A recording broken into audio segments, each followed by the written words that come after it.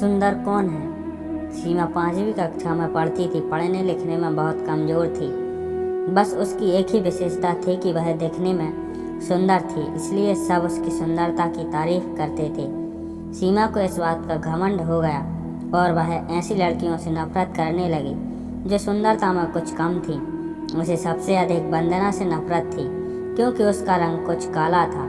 वह हमेशा उसे काली बिल्ली कहकर चिढ़ाती थी, लेकिन वंदना का स्वभाव इतना अच्छा था कि वह उसे कभी कुछ न कहती। वंदना बड़ी भोली भाली लड़की थी, पढ़ने लिखने में बड़ी होशियार थी। सभी अध्यापिकाएं उसे बहुत प्यार करती थीं। घर पर भी माँ उससे बहुत खुश थी। हर काम में माँ को सहयोग देती। सभी काम वह मन लगाकर करती थी। वह बड़ी बड़ी सफाई पसंद थी, इसलिए हमेशा साफ सुथरी भी रहती थी। सीमा सारे दिन घर से बाहर खेला करती। अर्धवार्षिक परीक्षा निकट आ गई, लेकिन उसे तो किसी बात की चिंता नहीं थी। एक दिन सीमा सवेरे अपने घर से बाहर निकली। उसके पापा नई गेंद लाए थे, इसलिए वह बहुत खुश थी।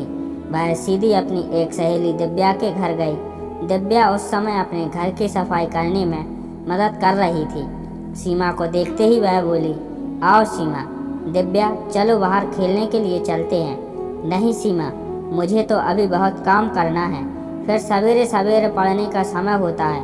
मैं शाम को खेलूंगी। यह सुनकर सीमा ने मन ही मन कहा, बड़ी आई काम करने वाली, और मुंह फुलाकर बाहर चली गई। इसके बाद वह अपनी दूसरी सहेली रीता के यहाँ गई और नई गेंद दिखाते हुए बोली, रीता, क्या तुम मेरे साथ चलेगी?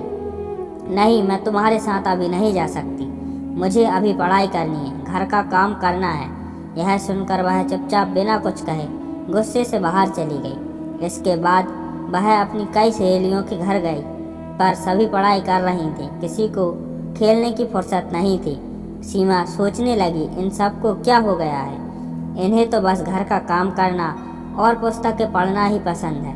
फिर कुछ सोचकर सीमा अपनी प्रिय सहेली नीता के घर आई, लेकिन वह भी उस समय पढ़ाई कर रही थी। सीमा ने उसकी पुस्तक बंद करते हुए कहा, क्या हरदम तोते की तरह पुस्तकें रटती रहती हो? चलो बाहर खेलने चलते हैं। सीमा, वार्षिक परीक्षा निकट है, मुझे पढ़ाई करनी है, इसलिए मैं तुम्हारे साथ खेलने नहीं चल सकती। तुम भी अपने घर जाकर पढ़ाई करो, वरना इस बार फिर फेल हो जाओगी। सीमा उदास मन से लौटने लगी। तभी उसे नीता की आवाज़ सुनाई दी। वह अपनी माँ से कह रही थी, देखो ना माँ, सीमा सवेरे सवेरे खेलने के लिए आ गई। उसे पढ़ाई की बिल्कुल चिंता नहीं है। मैं अब उसके साथ नहीं रहूँगी। जब देखो तब वह अपनी सुंदरता की चर्चा करती रहती है। माँ, मुझे तो वंदना बहुत अच्छी लगती है। वह बहुत मेहनती है, पढ़ने लिखने में भी बहुत होशियार है। बस उसका रंग ही थोड़ा सा काला है। यह सीमा तो उस बेचारी को काली बिल्ली कहकर चिढ़ाती रहती है। यह सुनकर उसकी माँ बोली, नीता, सुंदरता रंग से नहीं गुणों से होती है। अच्छे गुण ही वंदना की सुंदरता है। सीमा इसके आगे कुछ ना सुन सकी।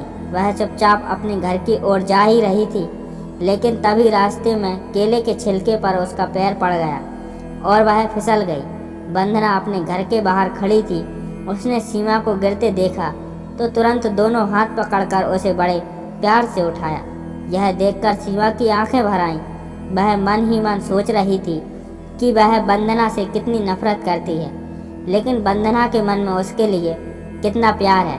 वह बोली, वंदना, तुम सबसे सुंदर हो और मैं काली बिल्ली हूँ। मैंने तुम्हें काफ़ी तंग किया है, बहुत चिढ़ाया है, मुझे माफ़ कर दो।